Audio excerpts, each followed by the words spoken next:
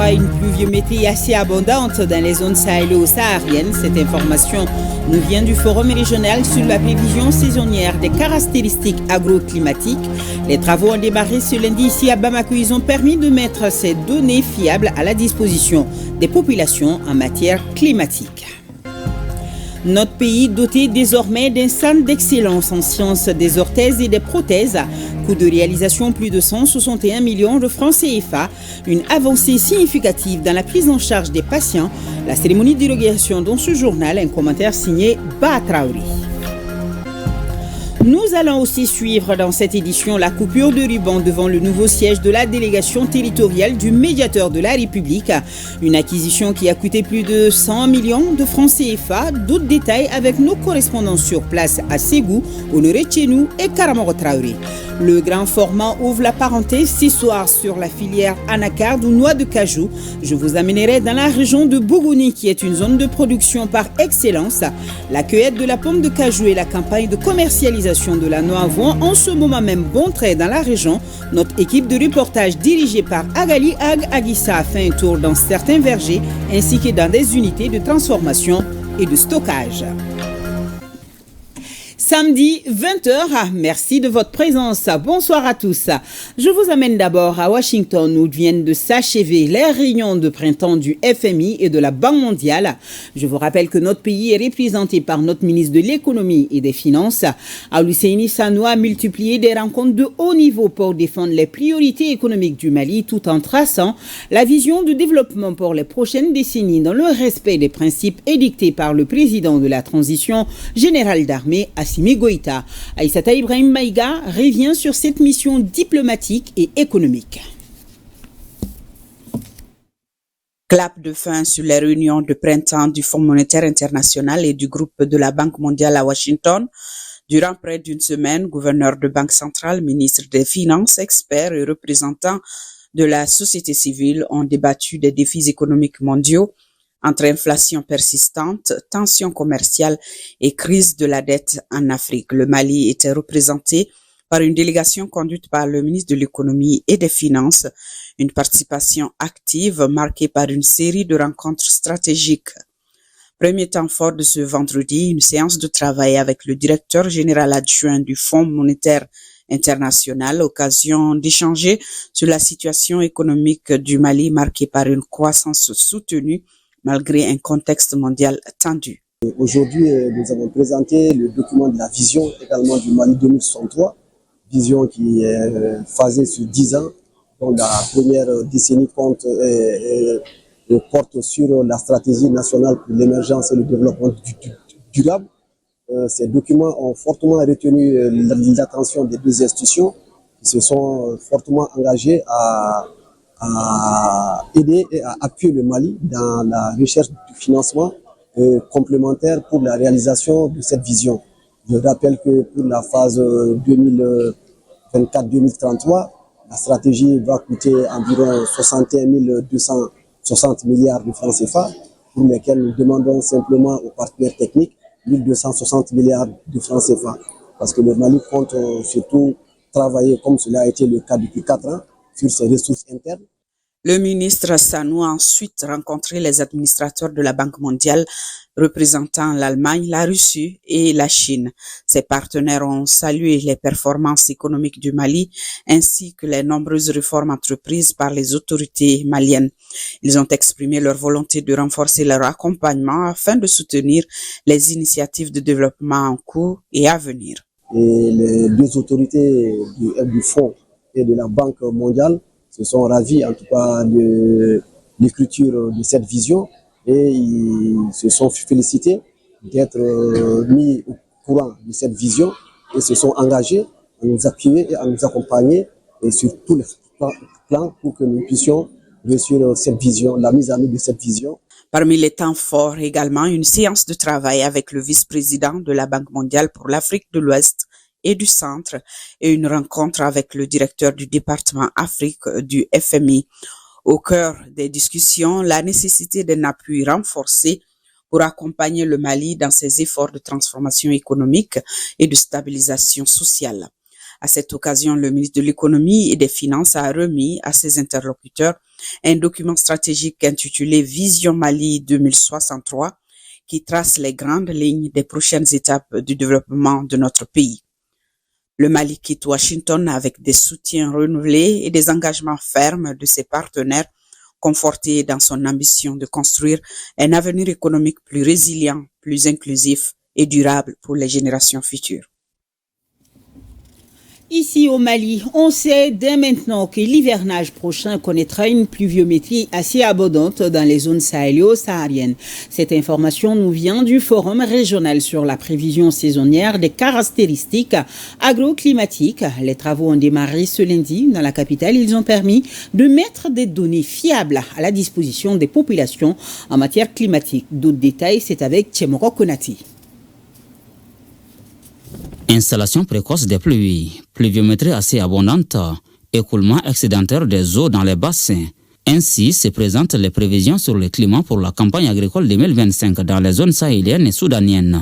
Ces informations résultent des travaux abattus pendant 4 jours par les experts des pays membres en conclave à Bamako. Les dates de démarrage de saison dans cette zone-là seraient soit précoces, soit des démarrages précoces, surtout pour la partie nord du Sahel, mais ou moyenne pour la partie centrale. Quant à la fin de la saison de pluie, les prévisions indiquent que la saison serait d'une fin tardive. Des prévisions destinées à servir de référence pour les populations, notamment les acteurs du monde rural pour une meilleure planification des activités agraires. Le respect des prévisions météo dans les activités agricoles constitue un facteur d'augmentation des rendements. Le témoignage a été fait par Badian Traoré et Seyan Soumono, tous deux originaires du cercle de Banamba. Ils affirment avoir vécu l'expérience pour la première fois en 1985. Si l'année météorologique est bonne, nous nous réjouissons de l'abondance des récoltes et des perspectives de transformation, de consommation et d'écoulement et la production agricole. Si en revanche, l'année météorologique est mauvaise, nous affrontons la sécheresse et la disette. Ce sont là autant d'aléas caractérisant le climat auxquels il faudra désormais s'adapter en tenant compte des informations météorologiques. Auparavant, une minute de silence avait été observée à la mémoire de l'ancien directeur général du Centre climatique et régional pour l'Afrique de l'Ouest et le Sahel, Agrimet. Allez, un pas de plus vers la santé et la prise en charge pour tous dans diverses spécialités, ou dirais-je tout court, le bonheur des Maliens. Notre pays, doté désormais d'un centre d'excellence en sciences, des orthèses et des prothèses. Coût de réalisation, plus de 161 millions de francs CFA, une autre avancée significative dans le domaine sanitaire national. La cérémonie d'inauguration en présence de 2 membres du gouvernement et de nombreuses personnalités est un commentaire signé Batraoui. Le Centre national d'appareillage orthopédique du Mali a désormais son centre d'excellence en sciences des orthèses et des prothèses. La structure, qui est la deuxième du genre dans la sous-région après celle du Togo, va combler un vide de formation. Les spécialistes jadis formés à l'extérieur à des frais élevés vont être formés sur place. Cet établissement est le fruit de la collaboration entre le Centre et l'Institut national de formation en sciences de la santé. Ce centre représente un investissement global de 161 947 663 francs, construction et équipement compris. Il comprend au rez-de-chaussée une salle de moulage et de rectification, une salle de montage, une salle de lamination, une salle de machines à l'étage, une salle de vidéoconférence pour l'enseignement à distance et une salle de professeurs pour les échanges académiques. Aujourd'hui, ces étudiants que vous voyez là, qui n'ont pas encore fini, mais peuvent aujourd'hui prendre en charge les cas, les maladies liées à la réadaptation. Nous pouvons vous rassurer que dans quelques mois, fini les évaluations sanitaires à l'étranger liées aux pathologies de la réadaptation. Le partenaire financier de cette réalisation est le Comité international de la Croix-Rouge qui a déboursé plus de 160 millions de francs CFA pour la construction de l'immeuble et son équipement. Fruit d'un partenariat avec le ministère de la Santé et du Développement social, en appui au Centre national d'appareillage orthopédique du Mali. Ce centre a pour objectif d'améliorer les conditions d'accueil et d'apprentissage pratique des étudiants de l'Institut national de formation en sciences de la santé. Cette inauguration a été l'occasion pour le ministre de la Santé et du Développement social de remettre un lot de matériel d'une valeur de 30 millions de francs CFA pour renforcer les capacités techniques du centre d'excellence. L'infrastructure que nous inaugurons est un bâtiment moderne. Que ce centre soit un pôle d'excellence, de transmission et d'espoir renouvelé pour les générations futures. Vive le partenariat entre le Sénat et ses partenaires historiques. Des hommes et des femmes ont œuvré dans l'ombre pour que ce nouveau centre voie le jour. Ils ont reçu à cet effet des attestations de reconnaissance lors de cette cérémonie. Et toujours en santé, 5e congrès ordinaire de la Société malienne d'ophtalmologie à Bamako. Pendant 2 jours, les congressistes venus de divers horizons se sont penchés principalement sur comment améliorer l'ophtalmologie de façon élargie en Afrique. Youssouf Diakité, Sambou Diakité. Ce 5e congrès de la Société malienne d'ophtalmologie est une opportunité pour les spécialistes ophtalmologistes du Mali, d'Afrique et d'ailleurs de réfléchir en profondeur sur les défis qui constituent des préoccupations pour l'avancée de la profession. C'est pourquoi plusieurs communications sont programmées avec un thème central, la pathologie du segment postérieur. Le segment postérieur, c'est toute la partie en profondeur de l'œil que le commun ne voit pas, mais que nous, ophtalmologistes, on arrive à scruter. C'est la place de la rétine et du nerf de l'œil. Qui dit rétine et nerf dit la capacité de vision d'un être humain. Et ces 2 zones sont souvent menacées par des pathologies, par des maladies, telles que le diabète, telles que l'hypertension artérielle. Et ces maladies sont en train d'avoir une progression fulminante dans nos pays, parce que les habitudes de vie changent. Les habitudes alimentaires changent, les hommes sont de plus en plus stationnaires, on ne fait pas beaucoup d'efforts physiques. Le ministre de la Santé et du Développement social qui a ouvert les travaux a insisté sur la conjugaison des efforts qui est, dit-elle, l'épine dorsale de tout succès et l'atteinte des objectifs recherchés par l'ensemble des acteurs de la santé oculaire. En organisant ce 5e congrès, la SOMAO ouvre la voie de faire face aux maladies émergentes et réémergentes dont l'incidence augmente de façon significative pour une frange de population donnée sur un territoire dont la santé visuelle des adolescents et des personnes âgées continue d'être affectée dans des contrées d'où la prise en charge des pathologies relatives à la vue demeure un sujet de santé publique. À l'issue de ces 2 jours de travaux, les congressistes vont formuler des recommandations allant dans le sens de l'amélioration de la prise en charge de la santé oculaire, particulièrement au Mali. Yiri Major Zerni, en commune 6 du district de Bamako, bénéficie des avantages du projet renforcement de la résilience et de la cohésion sociale, route conservation des sols et moyens de subsistance inclusifs dans les zones périurbaines de Bamako. On vient de lancer sur place des travaux d'infrastructures collectives durables. Il s'agit de la réalisation en roche locale et en terre stabilisée de 3 rues dans le cadre du programme Haute Intensité de main-d'œuvre IMO. Djemba Moussa Konaté, reportage. Environ 300 millions de francs CFA, c'est l'enveloppe financière allouée par l'ambassade du Japon à travers l'Organisation internationale du travail au gouvernement malien pour l'aménagement de 3 rues d'une longueur de 485 mètres à Yiri Major Zerni en commune 6 du district de Bamako. Ce don du Japon s'inscrit dans le cadre de la coopération économique multilatérale non remboursable en faveur du Mali. Il devra contribuer à la fluidité du trafic routier, renforcer la sécurité des usagers, la résilience et la cohésion sociale. La dynamique de transformation durable s'inscrit pleinement dans les ambitions de la vision Mali 2063 et de la stratégie nationale pour l'émergence et le développement durable. Ce projet reflète une volonté partagée d'innover et d'assurer une croissance équitable et résiliente. La construction se fera avec des matériaux écologiques comme la roche locale et la terre stabilisée. Pour la réalisation de ce projet, l'approche chantier-école a été développée avec l'utilisation de 125 personnes déplacées internes de Irimadio en vue de renforcer la solidarité communautaire.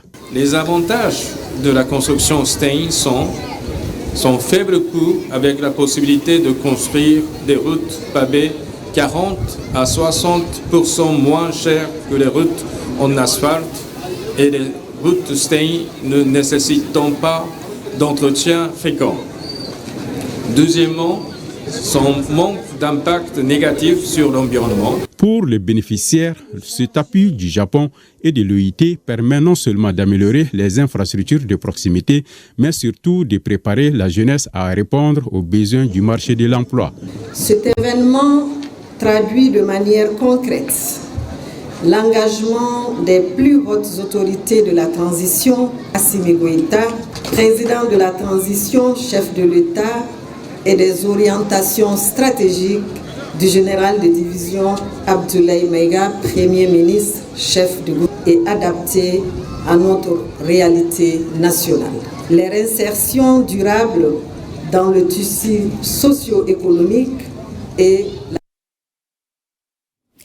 Suivi du concours interquartier lancé le 5 avril dernier sur l'assainissement des villes de Bamako et de Kati, le ministre de l'Environnement sur les sites de Daoudabougou et de Kalabankoura en commune 5 du district de Bamako, pour Doumbia Mariam Tangara, il y a encore des efforts à faire pour mieux prévenir les inondations cette année.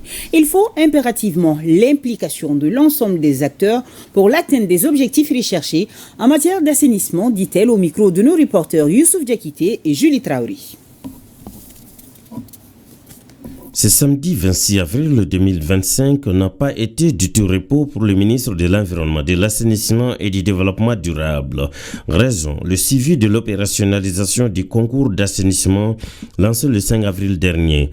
Au constat, le ministre Tangara estime qu'il y a encore beaucoup d'efforts à fournir par l'ensemble des acteurs pour l'atteinte de l'objectif recherché. Le concours quartier propre, interquartier pour la salubrité a été lancé le 5 avril dernier.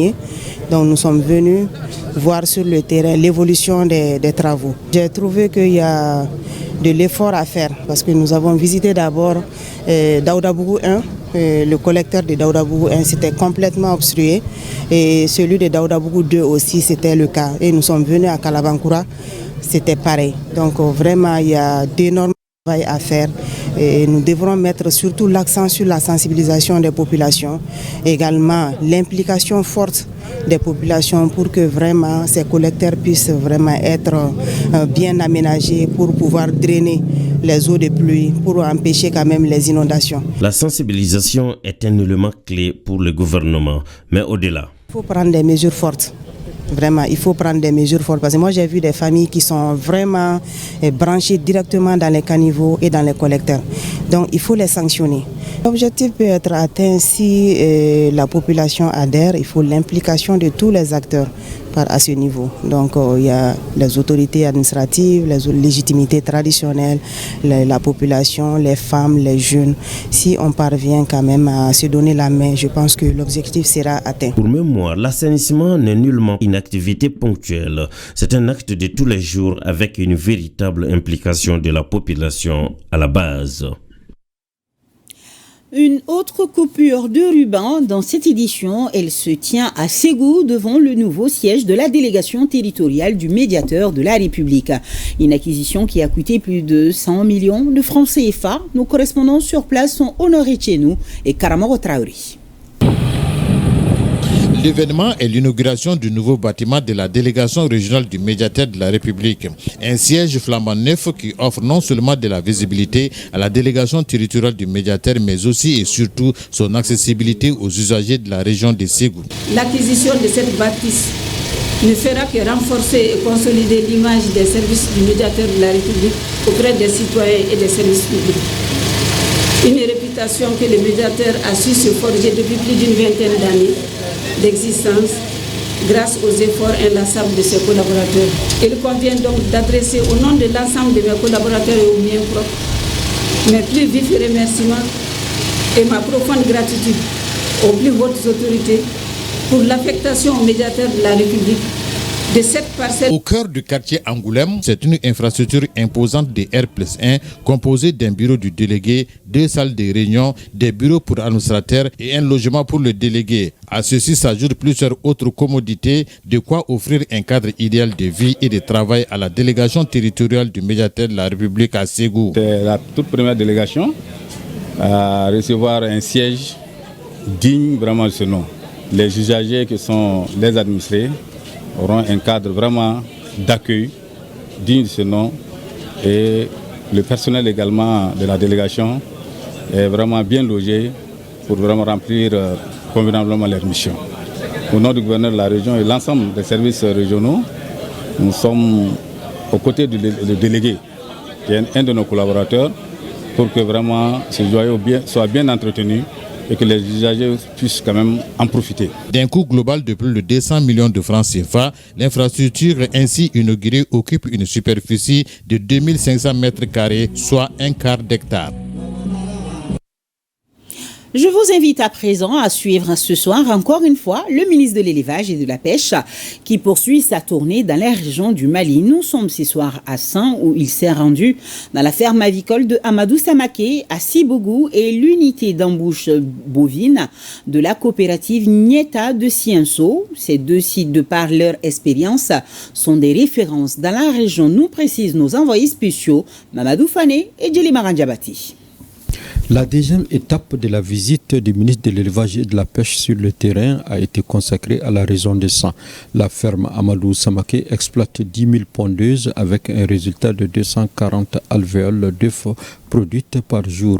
Il était donc logique pour le ministre de visiter cette ferme située à Sibougou, à quelques kilomètres de San. En plus de l'agriculture, l'élevage des bovins de la race améliorée est pratiqué dans cette ferme. Il a quand même commencé par 1500 sujets. Et aujourd'hui, à partir de ce jour, il a 10 000 pondeuses. Il y a 800 qui sont en ponte et 2000 sont des poulettes de 3 mois, 2 semaines aujourd'hui. La production hebdomadaire à ce jour est de 90%, soit 240 alvéoles pour les 800 pondeuses qui sont en ponte. Après Sibougou, le ministre a constaté l'évolution de l'unité d'embouche bovine de Cienso, une unité réalisée par le programme de résilience intégrée et le développement économique au Sahel d'une valeur de 30 millions de francs CFA. La mairie a sollicité à ce qu'il y a un besoin vraiment d'attirer d'embauche à Cienso. C'est à travers ça que le projet Pro arrive à intervenir pour appuyer une coopérative sur place qui est la coopérative Nieta en atelier d'embauche pour les permettre vraiment d'avoir les viandes de qualité, surtout à San ici. L'unité doit contenir 30 têtes. Donc pour un début, quand même, ils ont pu amener 15 têtes pour un démarrage. Ils ont aussi bénéficié de l'appui du gouvernement à travers l'aliment bétail. Il faut dire que vraiment il y a des résultats très probants par rapport à la viande, par rapport au poulet, les résultats, et par rapport aux œufs, mais aussi par rapport à la vaccination. Et donc c'est vrai qu'il y a quelques difficultés concernant les parcs de vaccination, mais nous allons noter et voir avec les projets et programmes qui sont là. Tout comme Djoïla, le ministre s'est entretenu avec les services techniques de la région de San. Une rencontre qui a permis de constater les efforts déployés pour l'atteinte de l'autosuffisance alimentaire. Je vous amène comme annoncé dans la région de Bougouni, une zone par excellence de production de l'anacarde ou noix de cajou. Et en ce moment même, la cueillette de la pomme de cajou et la campagne de commercialisation de la noix vont bon train dans la région. Découvrons ensemble les champs d'anacardier estimés à plus de 190 hectares pour une production annuelle de près de 80 000 tonnes. De quoi satisfaire le moral des acteurs de la filière. Cependant, comme on le dit, l'arbre ne doit pas cacher la forêt. Des problèmes persistent. Suivons Agali Agissa pour les explications.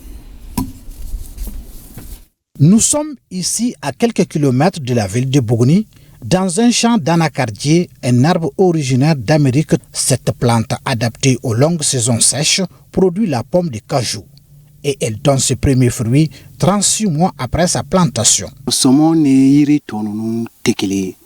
L'anacardier est différent des autres plants.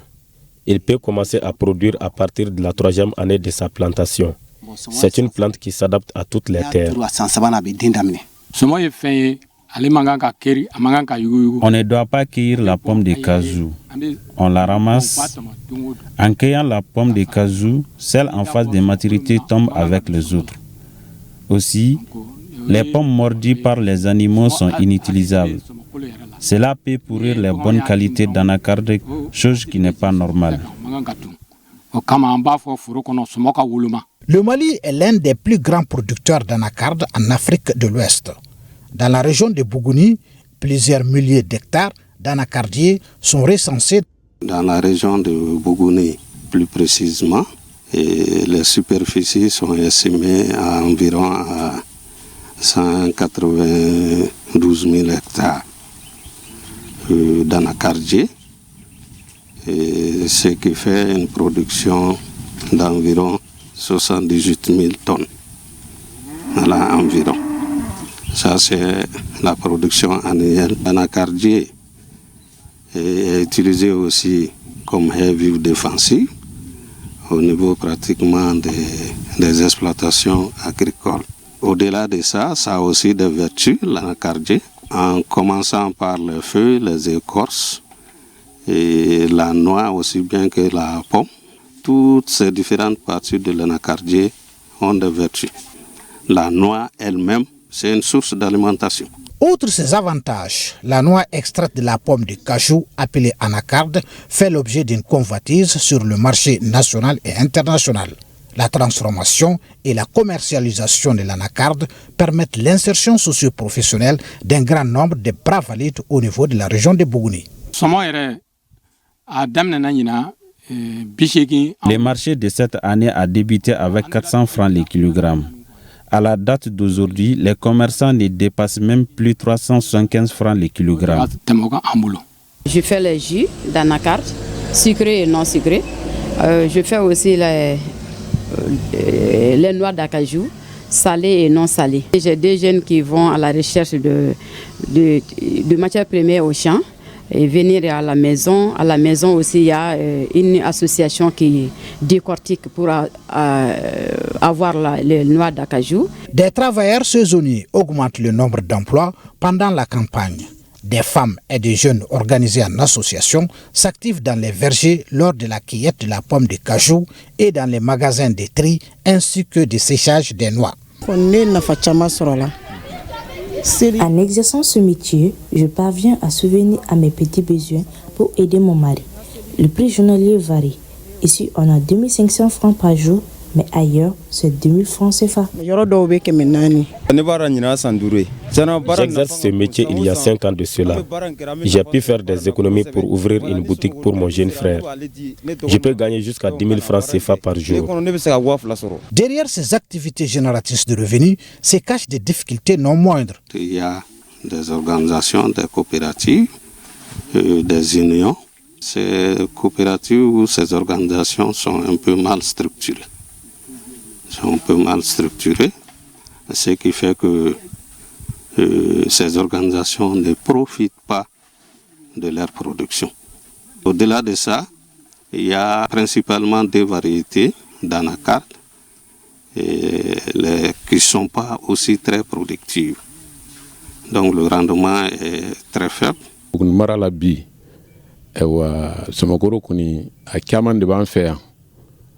Le marché est bien approvisionné ici dans la région de Bougouni. Mais la difficulté que nous avons aujourd'hui est la non-réglementation du marché. Certains commerçants des pays étrangers traitent directement avec les producteurs. Nous voulons mettre fin à cela. La région approvisionne plusieurs pays en anacarde, tels que le Burkina Faso, la Côte d'Ivoire, la Guinée-Conakry, entre autres. Les solutions à ces difficultés peuvent à coup sûr améliorer les rendements agricoles au Mali et accroître la production annuelle de l'anacarde afin de booster l'économie du pays. Agali Aguissa, de la noix de cajou à la mangue, le Mali fort et fier de ses productions locales. Partons au Palais de la Culture Amadou Ampateba où se poursuit le festival de la mangue ou Mali Mangoro Sougou. Focus aujourd'hui sur deux thématiques débattues lors d'un panel. Il s'agit notamment de la problématique de la préservation de la mangue au Mali et celle de l'exportation. Les acteurs du secteur ont fait un tour d'horizon sur les contraintes liées à ces préoccupations, suivant le reportage de Bokari Koulibaly. Les feux de brousse, le changement climatique, le mauvais entretien des vergers ou encore l'urbanisation galopante sont autant de facteurs nuisibles à la conservation de la mangue au Mali. Les acteurs du secteur échangent pour trouver les voies et moyens afin d'une meilleure préservation de la mangue. Et s'il y a un aspect qui a le plus dominé les débats, c'est bien la nuisance des mouches de la mangue. Le producteur, qu'est-ce qu'il peut faire? Il peut veiller. Par exemple, l'entretien des vergers, ramasser les mangues tombées par terre et les brûler. Un autre défi auquel les acteurs du secteur de la mangue sont confrontés, c'est celui de l'exportation. Un thème débattu de long en large dans le second panel-là. Si on se réfère à la production de la mangue de l'année 2021, la production c'est 50 000 tonnes à l'hectare. La mangue exportée est de 27 000. Par rapport à 2022 aussi, la production s'élève à 79 000 tonnes. Donc pour l'exportation aussi, il y a 24 000 tonnes. Venus en grand nombre, les producteurs, les étudiants, les commerçants et les transformateurs de la mangue, tous apprécient la qualité des débats. La mouche n'a pas de frontières. Donc quand la mouche n'a pas de frontières, c'est qu'il faut anticiper avec une surveillance déjà. Après la surveillance directement, la surveillance permet d'anticiper carrément à quel moment la mouche est en présence dans le verger. En tant que jeunes ou étudiants, voilà, on a appris beaucoup de choses qu'on ne savait pas avant. Des maladies des mangues, les insectes qui peuvent anéantir la commercialisation de la mangue. Et juste après cette édition, on retrouvait le deuxième numéro du journal spécial consacré justement à ce festival qui dure jusqu'à demain. La mutuelle de la gendarmerie a son siège. Le bâtiment flambant neuf comprend toutes les commodités, nous précise Mohamed Damakeïta qui était à la cérémonie d'inauguration pour le RTM. Par ces coups de ciseaux, leur mutuelle se voit dotée d'un nouveau siège. Ce bâtiment R+2, imposant bien dressé dans la cour du camp 1, a été réalisé par la mutuelle de la gendarmerie. Il permettra d'améliorer sensiblement les conditions de travail du personnel. Bâti sur une superficie de 306,75 mètres carrés, le nouveau siège de la mutuelle du gendarme est un immeuble à 3 niveaux composé comme suite. Au rez-de-chaussée, vous avez un gap salle d'exposition des motos et engins, un magasin pour le stockage des produits et matériels. Nous avons une dizaine de bureaux, plus d'une vingtaine de toilettes de bureaux et publics. Une salle de conférence, une salle VIP, une cuisine, un débarras et une salle technique à tous les niveaux. Nous avons au niveau du jardin d'enfants, juste après le service social, au niveau du jardin d'enfants, nous avons fait un bâtiment R+1 et nous avons rénové un peu le hangar. Un tour dans les locaux du bâtiment a permis au patron de la gendarmerie et ses invités d'apprécier la qualité du travail. C'est un objectif qui est atteint. Le bâtiment est un joyau architectural et il offre beaucoup de commodités. La mutuelle ambitionne également de créer un espace de loisirs et de récréation pour les familles des gendarmes. La nouvelle étape pour nous, c'est de mettre l'accent sur le soutien aux familles des gendarmes. On a mis en place une commission qui n'a pas encore fini son travail, qui est en train de travailler pour que les familles vivent dans des conditions très agréables. La réalisation du siège de la mutuelle du gendarme cadre avec la politique des autorités de moderniser le patrimoine immobilier de toutes les structures étatiques. Voilà, la mutuelle du gendarme. À Badjangara, les femmes en première ligne pour renforcer la résilience communautaire. On vient de lancer l'initiative destinée à améliorer les conditions de vie des communautés rurales à travers le projet de renforcement de la résilience au Sahel. Agibou Koulibaly, Mahamadou Sidibé, Oumar Guindo sont nos correspondants sur place. Porté par la coopération internationale allemande GIZ et financé par le ministère fédéral allemand de la coopération économique et du développement, le projet de renforcement de la résilience au Sahel déploie ses actions dans 10 communes des régions de Bandiagara et Mopti. Il est demandé à travers cette conférence sur la paix de nous donner la main, de s'informer, de se pardonner afin d'atteindre les objectifs assignés à travers l'association Dental qui a eu le financement du SARES sous la houlette des plus hautes autorités de la nation. Avec cette initiative, nous voulons non seulement former les femmes, mais aussi les positionner comme actrices incontournables de la résilience communautaire, explique la responsable de l'association Dental. L'objectif principal est de favoriser le dialogue entre nous afin de restaurer la paix et la cohésion sociale entre les femmes et les jeunes hommes. Grâce à cette formation, l'exode rural pourra être considérablement réduit.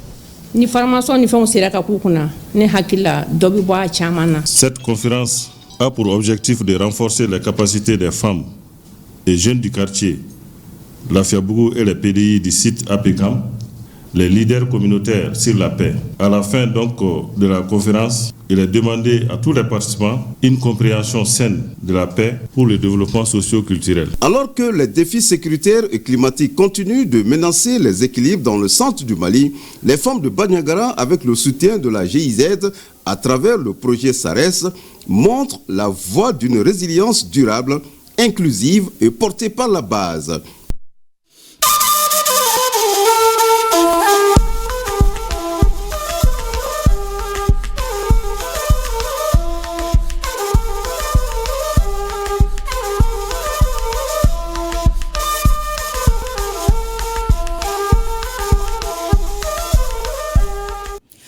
Un mot de ce panel sur la résilience économique du Burkina Faso, défis et perspectives. Il se tient au Maroc en marge des travaux du Forum Crans-Montana 2025. C'est le patronat burkinabé, notamment le président et son vice-président, qui ont animé ce panel. Amadou Marcelto est l'envoyé spécial de la RTB. Le Burkina Faso sous les feux des projecteurs au Forum Crans-Montana 2025 à Casablanca. Avec une économie considérée comme l'une des plus résilientes par les experts, il expose sur sa politique économique à ce panel. Un panel aux ambitions d'une opération de charme en présence d'opérateurs et acteurs économiques, de partenaires et autres investisseurs internationaux. Il y a un segment complet qui est dédié au Burkina Faso en tant que modèle de résilience. Et je crois que pour nous, c'est important de partager notre expérience. Toutes les initiatives qui sont portées par le président du Faso, le capitaine Ibrahim Traoré, qui a su concilier la guerre sur le terrain aux actions de développement. Et ça édifie le monde entier. L'opération est menée par deux grands noms du patronat burkinabé, Idrissa Nassa et Al-Hassan Sienou. Ils dressent ici leur parcours dans leurs domaines respectifs et l'ensemble des réalisations au Burkina pour inciter d'éventuels investisseurs. Nous avons donc invité tous ceux qui souhaitent investir dans des pays à fort potentiel à venir au Burkina Faso et à créer des partenariats avec le secteur privé burkinabé afin de partager leur expérience, leur savoir-faire et qu'ensemble nous puissions créer de la valeur ajoutée. Les conditions d'investissement chez nous sont très simples. C'est respecter d'abord la souveraineté de notre pays, c'est être ouvert à créer des impacts pour nos populations dans vos investissements. C'est-à-dire que si vous investissez, vous devez le faire en partenariat avec les Burkinabés. Vous devez faire en sorte que votre investissement ne soit pas que pour vous, mais que ça profite au pays. Et c'est ça les deux conditions. Si vous respectez ces deux conditions, vous pouvez venir investir au Burkina. Et vous avez des acteurs économiques qui peuvent vous recevoir, vous accompagner pour qu'ensemble vous puissiez vous développer. De quoi rassurer de potentiels investisseurs et de nouveaux opérateurs économiques malgré la crise sécuritaire. Ce panel se veut également une tribune de vulgarisation de la diversification de partenariats promue par la Confédération des États du Sahel. Au Niger, 29e édition de la Journée nationale de la Concorde à Tintabaraden.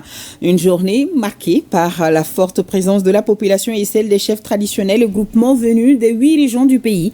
Et c'est le ministre d'État, ministre de la Défense nationale, le général de corps d'armée Salifou Modi, qui a présidé les festivités, nous disent nos confrères de Télé Sahel, James Didier et Malik Abraman. C'est la place de la Concorde, symbole de la paix retrouvée qui a servi de cadre à la célébration des festivités entrant dans le cadre de la 29e édition de la Journée nationale de la Concorde, placée cette année sous le thème Unité d'action pour sauver la patrie. Le comité régional à Gaz-Nalkher, créé auprès du gouverneur, vise principalement la consolidation de la paix dans la région à travers la promotion des activités socio-économiques en vue de l'amélioration des conditions de vie des communautés, principalement de la Zawa. C'est dans cette optique qu'il s'investira pleinement dans les plaidoyers pour la paix, la sécurité et le développement pour le Niger en général et en particulier dans sa zone d'intervention. Cette année, la célébration de la fête de la Concorde coïncide avec l'appel au pardon lancé par son Excellence le général d'armée Abdraman Tchani. Les Nigériens doivent se pardonner pour un Niger uni et prospère, en vue de nos refondations de notre pays. La haute autorité à la consolation de la paix, toujours au rendez-vous de ce grand événement du 24 avril, aligne et inscrit ses initiatives avec les priorités du gouvernement, avec l'appui des ministères sectoriels. Cet appui de la HACP en 2024 a été orienté en priorité sur 1. Le renforcement de la présence de l'État, soit 32%. 2. Le renforcement de la cohésion sociale pour la consolidation de la paix, 42%. Et enfin, le renforcement de la résilience économique des communautés, 27%. Au cours de cette journée commémorative du 24 avril 2025, des témoins de satisfaction ont été décernés à plusieurs personnalités civiles et militaires offerts par la société civile de l'AES, le mouvement M62, les projets ONG qui ont remis des matériels informatiques à certaines communes, départements. Nous sommes convaincus que cette fête de la Concorde est désormais ancrée dans les cœurs et les esprits des populations de Tcheta.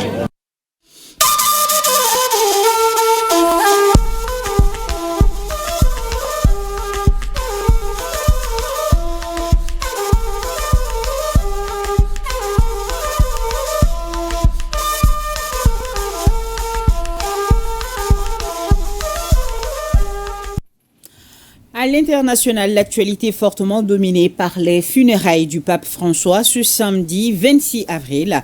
Et nous avons ce message de condoléances de son Excellence le président de la transition, le général d'armée Assimi Goïta, chef de l'État, suite aux obsèques de sa sainteté, le pape François. Message ainsi libellé.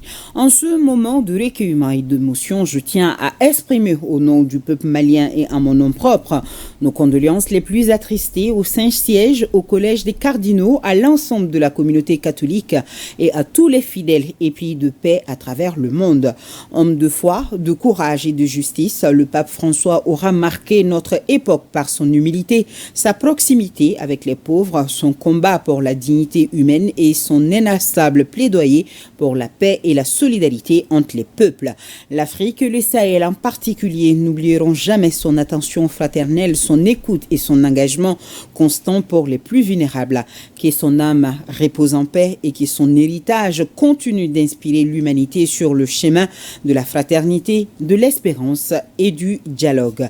Fait à Bamako le 26 avril 2025 par son Excellence le général d'armée Assimi Goïta, président de la transition, chef de l'État. Là, c'était le message du président de la transition et toujours en communion avec Rome.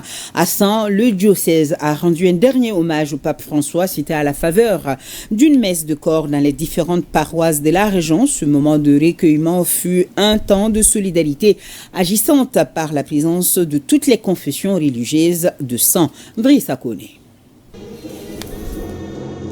L'émotion est vive et l'heure est à la prière pour le repos éternel du pape François. Le diocèse de Sens n'est pas resté en marge de cette messe sur corps. C'est une inclusivité dans toutes les paroisses de la région autour du Saint-Père François qui a quitté ce monde le 21 avril dernier à l'âge de 88 ans. C'est une façon pour nous de rendre hommage, spécialement dans le diocèse de Sens, au pape, pour ce qu'il a fait et a été pour le diocèse de Sens, pour l'église au Mali, pour l'église universelle. C'est une façon spécialement pour nous de l'accompagner par nos prières pour le repos en Dieu de son âme. Cette prière eucharistique est un moment solennel qui est célébré ici dans une solidarité agissante. La présence des représentants de l'Église protestante, de la communauté musulmane, des légitimités traditionnelles, entre autres, en est une illustration. Pour moi, il n'est pas mort. Il est passé d'un monde à un autre. Il est passé du monde terrestre au monde céleste. C'est spécialement pour nous célébrer les hauts faits comme geste que le Père François a posé. Et je cite en particulier la fraternité sur laquelle il a insisté et le dialogue entre les religions. Il a posé beaucoup de gestes dans ce sens. Il a œuvré beaucoup pour la paix et la réconciliation entre les nations, entre les peuples. Premier pape jésuite et premier pontife sud-américain de l'histoire, François avait été élu le 13 mars 2023. Il sera inhumé dans la basilique papale Sainte-Marie Majeure à Rome.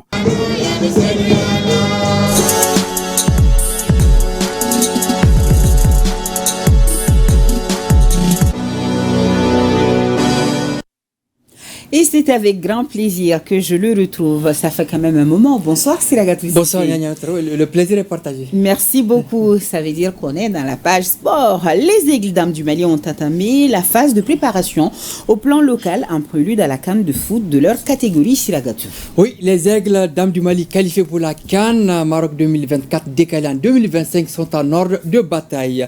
Elles ont débuté la phase de préparation avec les joueuses locales sous l'impulsion du sélectionneur Mohamed Salem Hussein et de son staff. Le groupe Aigle sera élargi aux internationales dès la fin des championnats respectifs. Le Mali est dans la poule C avec l'Afrique du Sud, la tenante du titre, le Ghana et la Tanzanie. La CAN féminine, c'est du 5 au 26 juillet prochain. Et elles sont bien, non, nos dames? Oui, tout à fait. Et sur les images, je voyais notre aigle aussi, Assa Soumaré. Oui. Alors, championnat national de basket de première division, début ce samedi de la 11e journée. En série, messieurs, le centre de référence de Tombouctou a battu face au Kanou 63-39. En ce moment se joue l'explication Ice Police Stade malien de Bamako. En série dames, cet après-midi, la Commune 5 gagne sur le fil 73-72 face au centre de référence de Tombouctou. Le match Ice Police RBT est également en cours au Palais des Sports Salamatou Maïga. Cette 11e journée se poursuit toujours au Palais des Sports Salamatou Maïga demain dimanche avec les rencontres suivantes: Calaban Sport Club de Libase et Isfas ASRL en dames, Centre Mamoutou Kane Atrakop de Kidal et Isfas ASRL en messieurs.